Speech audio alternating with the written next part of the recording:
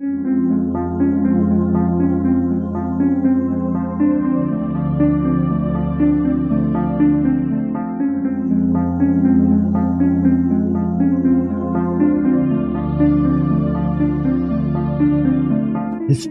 tells the story of the world and of our lives.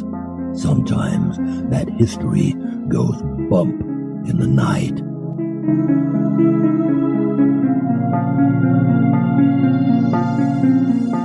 Broadcasting from the center of Oddity and the supernatural in Central Florida, it's the History Goes Bump podcast.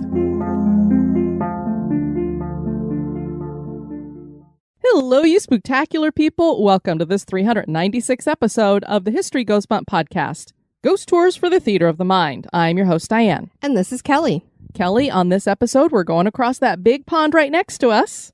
We're going over to London, and we're going to be featuring a location suggested by Leah Barnes and her sister Liz. And that location is Westminster Abbey. Very cool. I was hoping you weren't talking about just Lake Louisa, because that's just across the street. I want to go a little further. I mean, that's a little bit smaller than the Atlantic Ocean, but, you know. Well, you did say pond. The really cool thing here, too, is not only did Leah and her sister Liz suggest this, but they've actually been there and they've shared an experience they had, which we'll have coming up. Awesome. Before we get into that, we want to welcome into the Spooktacular crew, Zach, his mom, Laura, Jane, who spells her name Jayne, and Stephen with a V. Thank you for joining us in the Spooktacular crew. And now, this moment in Oddity.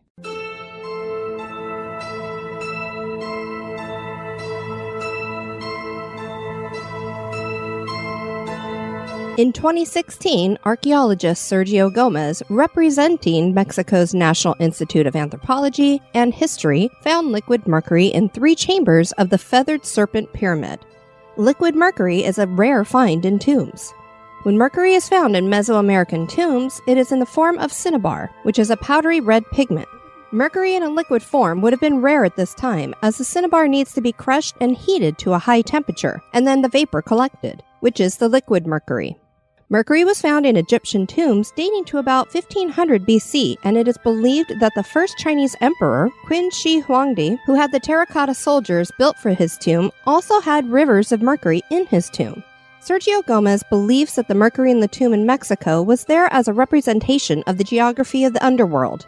The mercury would have indicated where lakes and rivers were in the realm of the dead.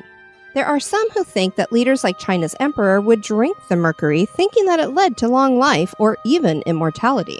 Clearly, they didn't realize the toxicity of mercury. The humidity and lack of oxygen in the tombs helped to preserve the mercury in liquid form. Flowing rivers of mercury in tombs certainly is odd.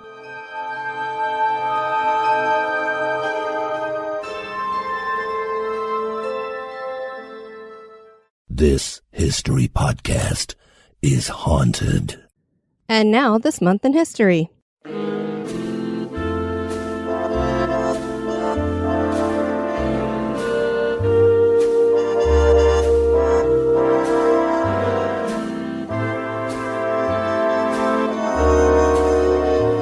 In the month of August, on the 15th in 1969, Woodstock began.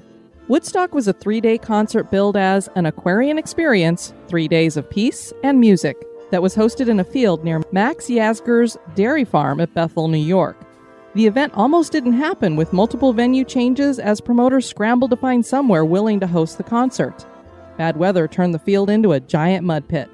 There were 32 rock bands and singers that participated, including Janis Joplin, Jimi Hendrix, Santana, The Who, Jefferson Airplane, Crosby, Stills, Nash & Young, Blood, Sweat and Tears, Iron Butterfly, Joan Baez, Creedence Clearwater Revival, and the Grateful Dead. More than 400,000 people showed up for the event. This was a defining moment for the counterculture. It was also a concert to promote peace, and it was remarkably peaceful considering its size. There were 2 deaths during the 3 days, along with 2 births and 742 drug overdoses.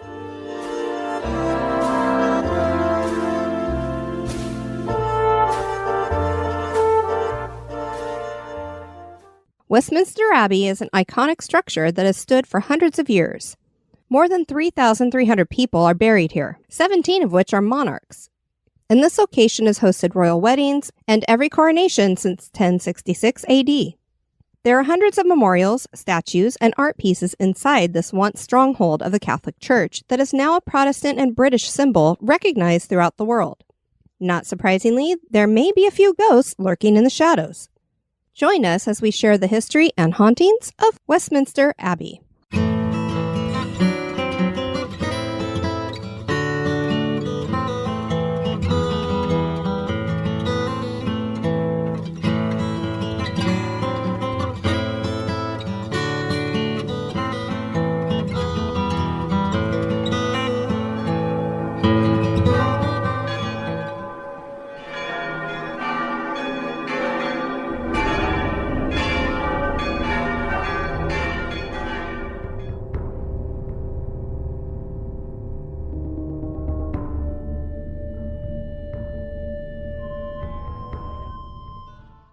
Starting in the 6th century, a Benedictine monastery was built here.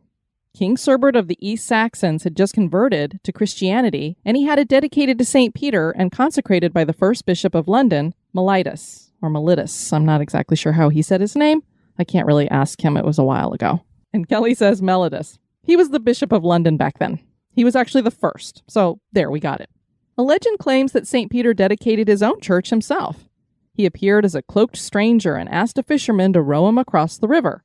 If somebody comes over like a cloaked stranger, are you going to row them across the river? Doubtful. I'm like, I don't know what time of day it was either, if it was at night. Oh, no. As they neared the church, it lit up with a celestial brilliance, and angels appeared in the sky singing. Then St. Peter anointed the church's walls with holy water. And yeah, that probably didn't happen, Kelly, but the monastery here would be an anchor for 500 years. And I'm kind of thinking, since we don't have a bunch of reports in, I don't know what the newspapers at the time would have said, but you don't hear a lot of talk of, oh my gosh, there were all these angels in the sky singing. The first version of the abbey dates back to 1065 AD. Only parts of it still exist within the present abbey. That first structure was an enlargement of the small Benedictine monastery that was re-endowed by King Edward and dedicated to St. Peter the Apostle. There was a cathedral on the eastern side of London that was known as Eastminster, so this church became Westminster. King Edward died a few days after it was consecrated, and he was buried in front of the high altar.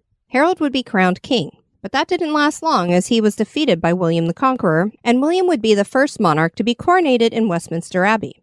This happened on Christmas Day in 1066, and that started a tradition of coronations that continues today.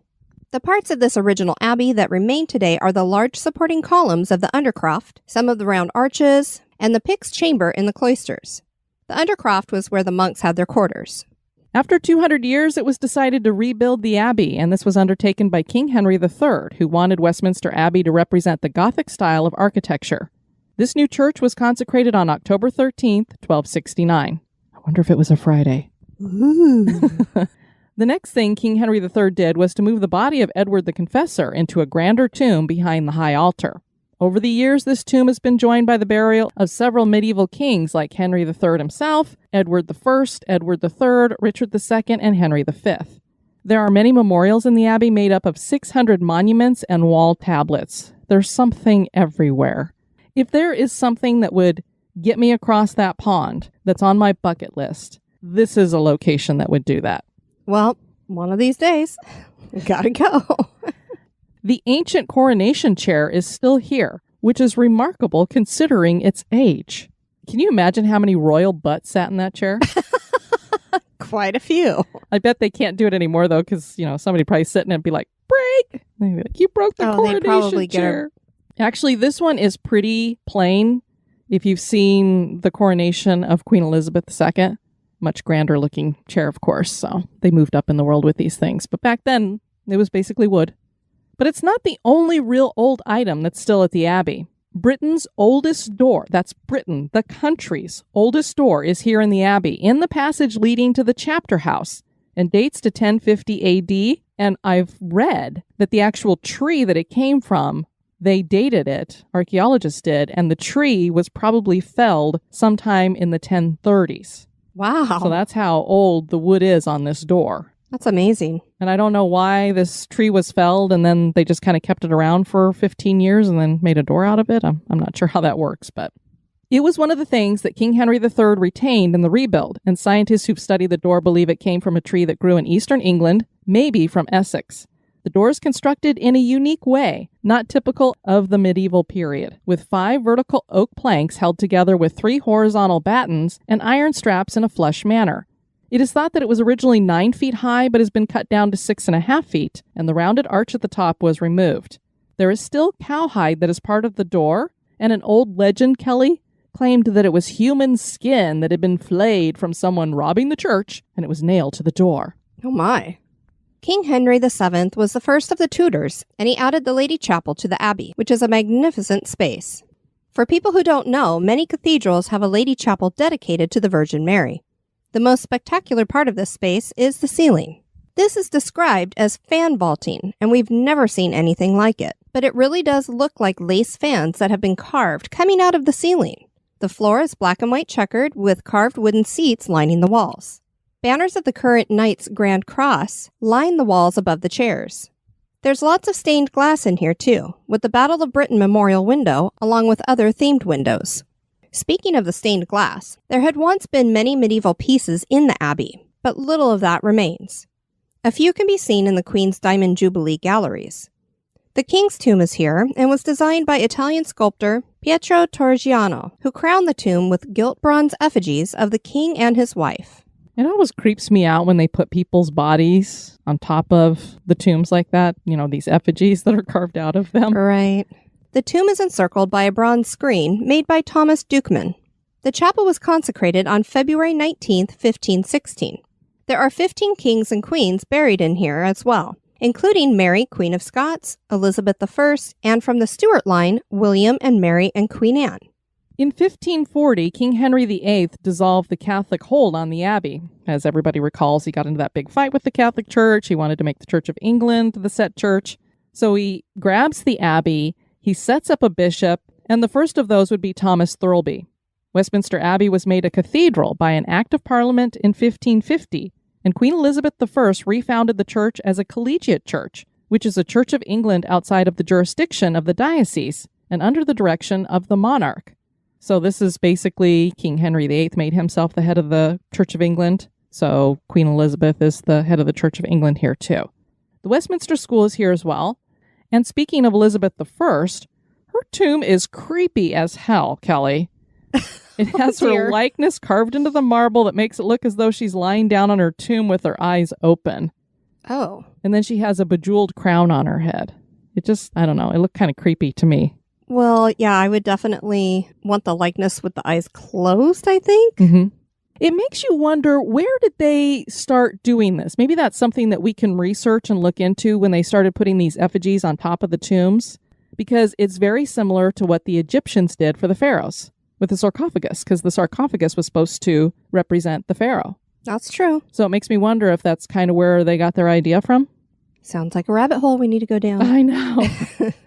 So do you want to come down the rabbit hole with me a little bit to talk about these effigies? Well, that was quick. Let's go. Hello? Hello? Yes, I'm down here in the rabbit hole and I've brought you with me. All right, well, this is just a quick look into the internet, so here we go. A tomb effigy is one of these tombs that has a sculpted figure on top of it that represents the deceased.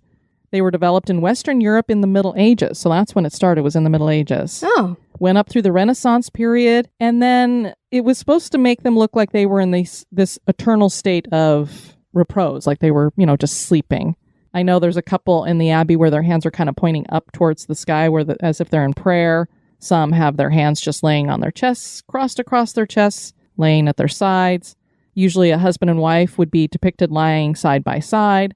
The life-size recumbent effigy was first found in tombs of the royalty, and then this spread to the nobility.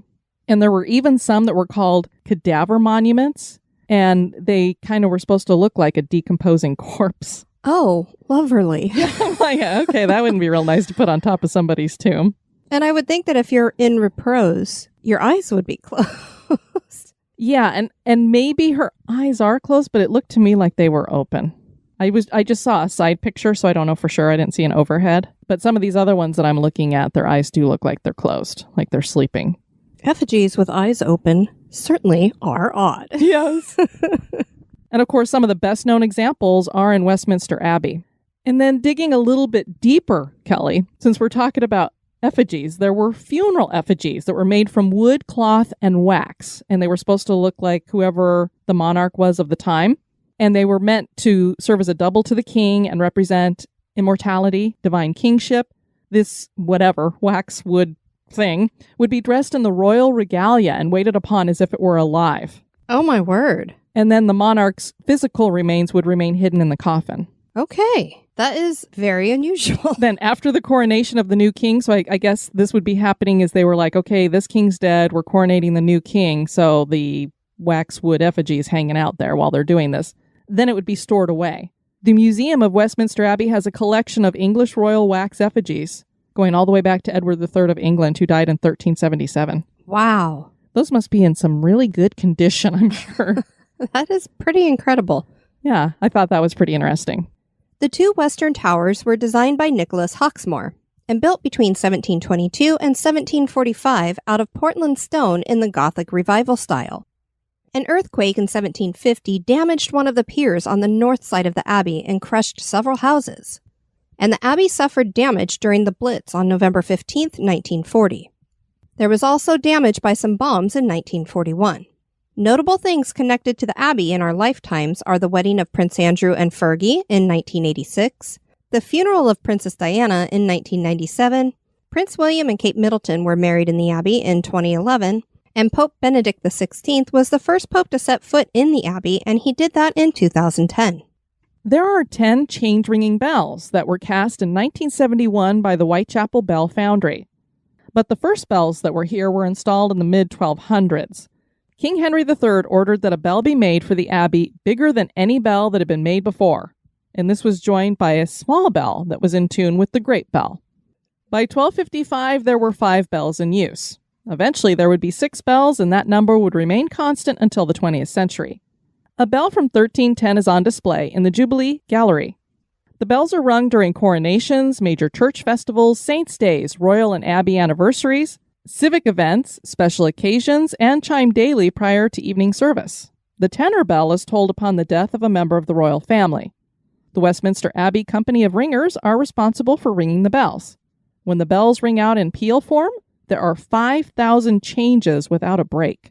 Yeah, so when you hear the bells in a peal that's like just constant, it goes through 5,000 changes. Isn't that amazing? That's very cool. And who counted that? Not me. Numbers. I was told there'd be no math. Oh. The nave is at the western end of the abbey and took 150 years to complete. It was completed in 1517 and features the graves and memorials of many famous people. One of those people is Sir Isaac Newton, and his burial is right in front of a decorated screen leading to the choir. And that's spelled Quire. The choir has stalls for the choir. Say that 5 times fast. Who sing daily during choral services. Other stalls in here are for the clergy. There's a black and white checkered floor that dates to 1677. Another famous person interred here is Geoffrey Chaucer, and his burial would be the start of Poets' Corner, which houses the burials of other poets, writers, and musicians like William Shakespeare, Jane Austen, Charles Dickens, Rudyard Kipling, and Thomas Hardy, who I have an affinity for. I've read most of the things he's written. I really enjoy Thomas Hardy. Abolitionist William Wilberforce was buried here in 1833, and Charles Darwin was buried here in 1882. Stephen Hawking's ashes were interred on June 15, 2018. The majority of interments at the Abbey are of cremated remains. The Deans of Westminster decide who gets buried. There are also memorials dedicated to C.S. Lewis, Sir Winston Churchill, and President F.D. Roosevelt. The western window is stained glass featuring Abraham, Isaac, and Jacob, and the 14 prophets. There are beautiful Waterford crystal chandeliers hanging from the ceiling, and glass doors were installed in 1990 and have various inscriptions and shields. This would definitely be my favorite part of the Abbey to see. I agree. Clearly, Westminster Abbey is not only a location of significant historical value, but as you just pointed out, Kelly, this is a graveyard, a burial ground for well-known creators and royalty. So it's not surprising there are many ghost stories to go with this location. John Bradshaw presided at the trial of King Charles I and ordered his execution. He was buried here, John Bradshaw, And his spirit is probably at unrest because of something King Charles II did. He disinterred the bodies of all those responsible for the death of monarchs, and Bradshaw was one of those people. This was King Charles' first son, so he was not happy with what happened to his father. So Bradshaw's decomposing body was taken to the Tyburn gallows and hung up. His head came off and was stuck on a spike outside of Westminster Hall to serve as a warning. People claim to see him walking Westminster Abbey's Triforium, where he had an office. This usually takes place on the anniversary of Charles I's execution. I'm like, I know you're mad at the guy and you want to do whatever to the corpse, but do you have to share it with everyone? Do that in private. Keep it to yourself. There's a statue of Daniel Poultney in the South Cloisters that is holding a book, and visitors sometimes think that they see it turn a page. There is a tomb to the unknown warrior here. This is dedicated to soldiers who died during World War I and was dedicated on November 11th, 1920. An unidentified soldier was given a royal funeral and buried beneath a marble stone from Belgium. Soil was brought from the battlefields of France as well. Visitors have sometimes spotted a see-through soldier standing near the tomb with his head bowed before he dematerializes. One of the specters that has been seen here many times belongs to Father Benedictus.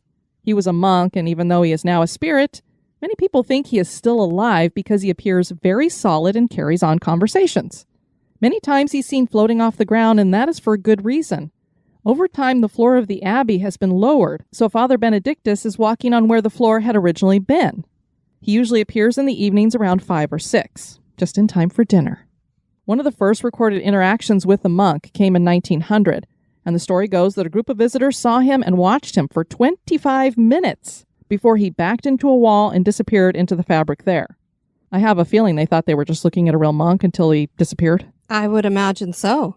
2 Americans were visiting the abbey in 1932 when they got lost. It was close to closing time, and they feared they wouldn't be able to work their way back out of the hallways when they ran into a helpful monk. He helped them find their way and told them he was Father Benedictus as they left. The next day, they decided to return to thank him for his help, and when they asked after him, they were told that no monks were living in the abbey. A woman named Lillian Carpenter was in the abbey one evening when she saw the solitary figure of someone in the robe of a Benedictine monk. He had his head bowed as he walked as though in prayer, and she immediately wondered if this was the ghost she had heard about, because no Benedictine monks should be here. The spirit made its way through the deanery and into the nave before passing under the organ screen. Lillian followed it and saw it go into the choir, and as it entered a stall, it faded away. In the choir, she knew she had seen a spirit because the figure was floating 18 inches above the black and white pavement. The floor hadn't been at that height since the Reformation. So you have lots of people sharing their stories about him, and clearly he looks very, very solid at first, and then they look down and go, but he's not walking on the floor. He's corporal, but he's kind of floating along. There's a blog called On the Tudor Trail, and it shared an experience a reader named Catherine had here in 2009. I'd gotten there early and had to wait about a half an hour. Eventually they opened. I paid my admission fee and was actually the first visitor in that morning. Ooh, that'd be cool. You have the whole place to yourself. Absolutely. Those who've been there know you enter through the north transept door, are kind of channeled around up through Henry VII's chapel, back down again, out through the cloisters, then back through the nave and out the west door. I usually just follow the flow as it goes to all the places I want to go anyway. That morning, though, I wanted to see Frances Brandon Gray's tomb. She's buried in St. Edmund's Chapel on the south side of the abbey, just east of the south transept. I'd found the tomb on a previous visit, but had neglected to write down the inscription on it. I decided to do that first, so I went directly there. St. Edmund's Chapel is very small, and nobody famous, e.g. anybody whose name would be known to the general public, is buried in it. Like most abbey chapels, it has gates that can be shut to close the chapel. The best way I can describe the gates is that they look like the saloon doors in every Western movie you've ever seen. 2 small doors that you push open to enter. Unlike the saloon doors, though, they aren't on springs. Instead, they could be pushed all the way back to lock on the wall, so they would stay opened. When I got there, they were already open. I found Frances's tomb again against the far wall of the chapel from the doors, wrote down the inscription, and then spent some time studying the decoration and design. I was there for maybe 10 minutes total. During that time, I believe only 2 people came in. Both stayed only seconds before wandering out again. When I was ready to leave, I turned around to walk to the door and noticed that the gate that was closest to me was closed. And even as I watched, the other gate lifted up from the wall and very slowly started closing. I was too astounded by this to even move. I just stood and stared at it for about 15 seconds or so until it was completely closed. The hair on the back of my neck and on my arms was standing up. I don't think I've ever felt so creeped out by anything in my life. Finally, I scooted over to the gates and pulled them both open. Fortunately, they weren't locked. I'm sure I would have screamed bloody murder if they had been. I would have too. You're like, I've been locked in by the ghost. Yep. I wasn't about to stay around long enough to try to lock the doors back in place. I just rushed out and made sure I didn't go near there again during that visit. I can't say I really believe in ghosts. I'm pretty much an open-minded skeptic on the subject. But I did make sure before I left the Abbey to stop and light a candle for poor Frances. I doubt she gets many visitors. Maybe she didn't want her to leave. Yeah, maybe. She's like, nobody ever comes to visit me. Right. Stay. Have some tea. And crumpets. And then Leah and Liz shared their experiences. My twin sister and I are definite believers of the paranormal, with my sister being more of an empath than I. But it doesn't make me any less of an enthusiast. We visited England and Scotland back in March 2017. This was the first time we had ever been overseas, and man, this was a trip of a lifetime. We got to visit so many beautiful palaces and castles during our trip, including Hampton Court and Westminster Abbey. While we were visiting Westminster Abbey, which, by the way, is mind-blowing, we were walking down to the older portion of the Abbey and walked into what used to be a prayer room and classroom, and my sister instantly felt a presence, a very old presence. She said it was probably the oldest spirit she had ever encountered, older than old from her words. She felt a sense of immense peace and clarity in that moment, and she said, "It's a monk. It's definitely a monk." So I wonder if that was Father Benedictus hanging out. Too bad he didn't show himself to them. I know. We love it when listeners have personal experiences at some of these historic locations that we feature because, Kelly, it makes the ghost stories more real. Absolutely. Many people have had unexplained experiences here. Is Westminster Abbey haunted? That is for you to decide. Like I said, on the bucket list, maybe one day we'll be there to see it and we'll be taking lots of pictures of everything. It just looks so gorgeous. And you know, I love architecture. And just looking at the outside of this building, it's like, wow. And then you go inside and it's even more wow, wow, wow. Wowie, wow, wow. Wowie, wow, wow. We'd love to have you guys check out our website at historygoesbump.com. And if you want to send us some feedback, you can do that at historygoesbump@gmail.com. Megan wrote us and she said, I just wanted to write to say that I was so excited to see that you did a podcast about Annapolis, Maryland. I live just 10 minutes away from most of these pubs and frequently go by them on my runs. I've been wanting to do a ghost tour or the haunted pub tours that are offered here. And I was like, go do it and let us know about some of the stories they tell. Yeah, absolutely. We want to hear all about it. I've lived near Annapolis for the last year, but I haven't been able to explore much because of COVID. I'll have to go frequent some of the taverns. How awful that's going to be, ha ha ha, she says, and report back to you. I'll make sure to take lots of photos and toast to the house. Excellent. I think we're going to have a lot of listeners start toasting to the houses that they're in. And she said, I've been to the Middleton Tavern, but I ate outside in the middle of the day, so I don't have any ghosts to report. But I can report that they have great orange crushes. Ooh, sounds delicious. Yeah, I'll go for that. Zach shared in the crew, so a few weeks ago I visited George's Island in Boston Harbor. There's an old Civil War fort on it with awesome acoustics. So I was hanging out by the bakery singing when something strange happened to me. When I stopped singing, someone whistled and sang in one of the nearby rooms. This was before the hurricane, so I was one of 5 other people on the island, all of whom were park rangers. When I checked the other rooms, I found no one there. I was completely alone. And then another member of the crew responded to that. My dad patrolled Boston Harbor for the Coast Guard for 40 years, and all I can tell you is that place is haunted. We have heard so many stories from the Rangers over the years. I've been there countless times, and that is the first place as a kid that I knew I was sensitive. It's an amazing, fun place to explore, super spooky. And for people who want to find out more about George's Island in Boston Harbor, we actually featured it on a bonus cast. That's number 172.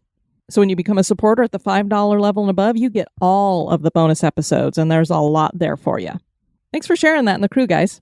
And Kelly, we don't talk much about reviews on the podcast, but if you guys really enjoy the show, whatever podcast catcher that you listen to it in, some of them have reviews, some don't. If they do, please leave your reviews. I know a lot of podcasters say it helps in the algorithms and stuff. That's not so much the case, but it does help when people go and see that other people are talking about a show that they really love. So they're like, oh, I think I'll give that a chance if all these people really enjoy it. Yeah, most definitely. We absolutely appreciate that. So please leave your reviews for us. I want to thank you guys for tuning in to this episode. I've been your host, Diane. And this has been Kelly. You take care now. Bye-bye. This episode was brought to you by our executive producers. Dispatches from the Grave Digger. We have a ton of people to welcome into the cemetery. Mort's going to be hard at work here, Kelly. I hope he ate his Wheaties. Do they have Wheaties for monsters? He's not a monster. Okay. He's just a little different. Okay, yes, you're right. He's just a little different. A lot different. I like Count Chocula. We will be burying Emily Marshall under a marble headstone. Then, in chest tombs, we're going to be putting Jules Schlosser, Edward Jones, Sean Vines, Sandra Parr, and the woman who suggested this episode, Leah Barnes. And then we also have Stephen De Leon, who's going to be put in a garden crypt. Thank you so much for supporting History Goes Bump. We greatly appreciate it. Couldn't do it without you. Be sociable. Drop the chain rattling, neck biting, and shape shifting. And join us on Facebook and Twitter at History Goes Bump. Like the page and follow us.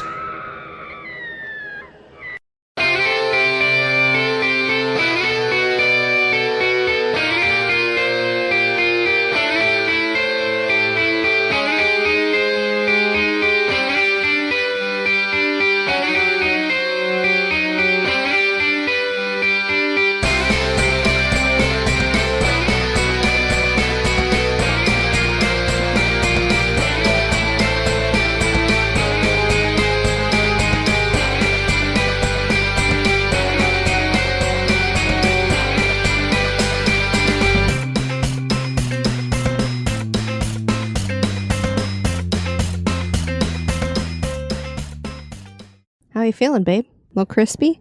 Do I sound okay? No, you sound great. Okay. A little crispy. More than 300 and... Really? Numbers? More than 300 and 300 and... 333 is what I was going to say. It's a little light on the numbers because there's a lot more people buried here than that. Well, I'm a little light on sleep this morning. Who had the terracotta... Welcome back, Cotter. Bacata! That was hosted in a field near Max Yazger's. Yazgers? Can't say Yazgers. Yowza's dairy farm. And we're not sure how many babies were conceived during the concert. I'm imagining probably quite a few. This is the dawning of the age of Aquarius. All right, you got it down. And this actually is the age of Aquarius now. Not typical of the medieval. I can't say medieval. Not typical of the medieval. God dang. I'm having Kelly syndrome. Thanks. Oh, bugger. Kelly's making fun of the fact that bugger. I'd actually typed bugger than any bell rather than bigger than any bell. Oh, bugger. A bell from 1310 is on display in the Jubilee Gallery. Do you like the way I said Jubilee? Gallery. Jubilee Gallery. Make it our own little poem song. Maybe repeat that. A bell from 1310 is on display in the Jubilee Gallery. Gallery. Gallery.